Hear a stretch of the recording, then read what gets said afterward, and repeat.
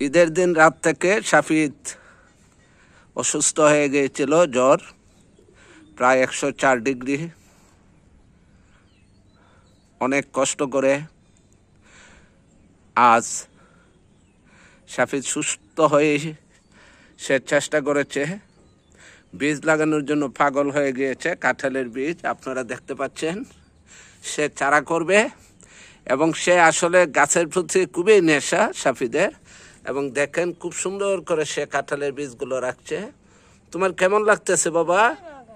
হ্যাঁ, আচ্ছা, আপনাদের সকলের দোয়ায় সে এখন সুস্থ। একবারে সুস্থ না হলো, মানে মোটামুটি আপনারা দেখেই বুঝতে পারছেন। তবে সে গাছের প্রতি তার অনেক মায়া মমতা। যে কোনো নতুন গাছ দেখলে চেষ্টা করে সেই গাছের বীজ সংগ্রহ করা এবং চারা উৎপাদন।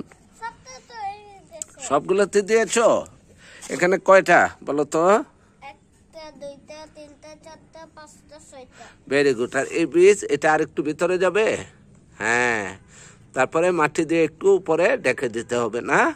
তারপরে আমাদের কি করতে হবে? অপেক্ষা করতে হবে না? কিসের জন্য? কখন চারা হবে। বা শাফিদের অনেক পছন্দ না? হ্যাঁ, এবং এখানে যে গোলাপ গাছ সেগুলো কিন্তু শাফিদের যত্নে বড় হচ্ছে। তোমার কেমন লাগতেছে বাবা? এই বীজগুলোতে যদি গাছ হয় তোমার কেমন লাগবে? তোমার কেমন লাগবে? অনেক ভালো লাগবে না? তাহলে সবাইকে বলো যে সবাই আমার জন্য দোয়া করবে। ক্যামেরার দিকে তাকিয়ে বলো, সবাই আমার জন্য দোয়া করবেন। দোয়া করবেন। হ্যাঁ, আমার জন্য দোয়া করবেন। ওকে, থ্যাংক ইউ। দেখেন শাফিদের গাছের জামরুল।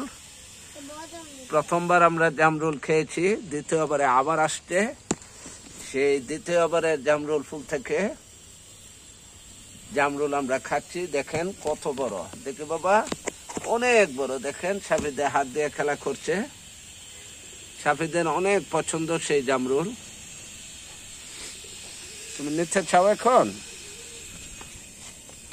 দেখেন কোনটা নাও। এই যে দেখেন সে আপন মনে সে জামরুল নিতে পারছে এবং গাছ অনেক ছোট। দেখো তো বাবা জামরুলটা দেখি। ওরে বাবা, হাই হাই, এত বড়! ওরে বাবা, দেখেন অনেক বড় জামরুল। তোমার মুখের কাছে নিয়ে যাও। ওরে বাবা, এই জামরুল গাছটা কে লাগিয়েছিল? Very good. এবং সে কিন্তু চারা আনার পর থেকে গাছে ফল আসা পর্যন্তই সে যত্ন নিয়েছে। হ্যাঁ, দেখেন ছোট গাছ আমরা এনেছিলাম, মনে আছে তোমার? ছোট গাছ না? এবং দেখেন কত নিচে, একবারে নিচে না? এর কাছে দেখেন আপনারা কি সুন্দরে সেই জামরুল ধরেছে। দেখেন কত সুন্দর। এবং এই পুরা এই গাছের কৃতিত্ব, এই বাগানের যত ফল গাছ সব কৃতিত্ব আমার সেই ছেলে শাফিদ রহমানের। হ্যাঁ, এবং সে দেখেন এই জামরুলটার কথা আমাকে বলতেছে যে বাবা দেখো আরেকটি। এবং সে খুবই গাছ প্রিয়। আপনারা সবাই দোয়া করবেন পড়ালেখার পাশাপাশি সে বৃক্ষর প্রতি যত্নশীল হোক, সেটা আমরা চাই। কারণ বৃক্ষকে বলা হয় মাটির সন্তান। উদ্ভিদ যদি বাঁচে তাহলে অবশ্যই আমরা প্রাণীরা বাঁচব। সবাই একটি করে গাছ লাগাবেন। শাফিদ, তুমি বলো তো যে সবাইকে বলো যে আপনারা সবাই একটি করে গাছ লাগাবেন। Very good. যে আপনারা গাছ লাগাবেন সবাই একটি করে। ক্যামেরার দিকে তাকিয়ে বলো, একটি করে। তুমি কতগুলো গাছ লাগিয়েছো?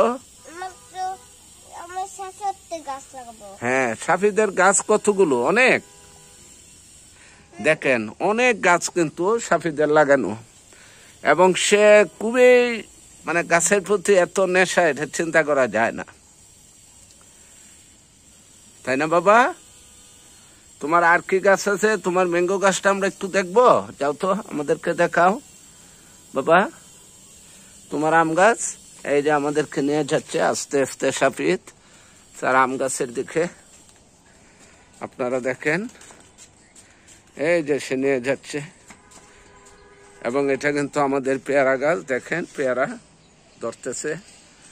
এবং এই যে সাফিদের আরেকটি গাছ, যে গাছটি সাফিদ খুব যত্ন সহকারে আমগুলা দেখে রাখে। এবং এখনো কয়টি আম আছে বাবা? এখনো কিন্তু 8টা আম সেই গাছে দুল খাচ্ছে। এবং দেখেন খুব আপন মনে সাফিদ সে আমগুলা নিয়ে খেলাধুলাও করে, আসলে দেখে ধরে। এবং এখানে পেয়ারা। আমার বাবা সত্যি আসলে গাছপ্রিয় একজন শিশু। আমাদের আরেকটি লেবু গাছে জিঙ্গা গাছের চারা। আর এটা কি গাছ জানি সাফিদ? অনেক গাছের নামও জানে। এটা কি গাছ বাবা? এটা কি গাছ? কাকু করল্লা? করল্লা? হ্যাঁ, বিটার গোর্ড। ও ইংলিশে বলছে বিটার গোর্ড। হ্যাঁ, তারপরে লেমন, তারপরে সাফিদের এটা কি গাছ বাবা? এটা এটা কিসের? বেগুন। তার মানে সে কিন্তু সবগুলা নাম জানে। আর এই গাছটা আমাদের জায়গায় নিয়ে যাব, এটার নাম কি বাবা? জাম। এটা কিন্তু আমাদের একদম মূল ভূমিতে লাগানো হবে। আর সাফিদের গোলাপ গাছ কোথায়? হ্যাঁ, ওকে। তাহলে এখন তুমি সবার উদ্দেশ্যে বলো যে সবাই আবারও বলছি, সবাই একটি করে গাছ লাগাবেন। গাছ লাগাবেন। সবাই ভালো থাকেন। হ্যাঁ, বলো আল্লাহ হাফেজ।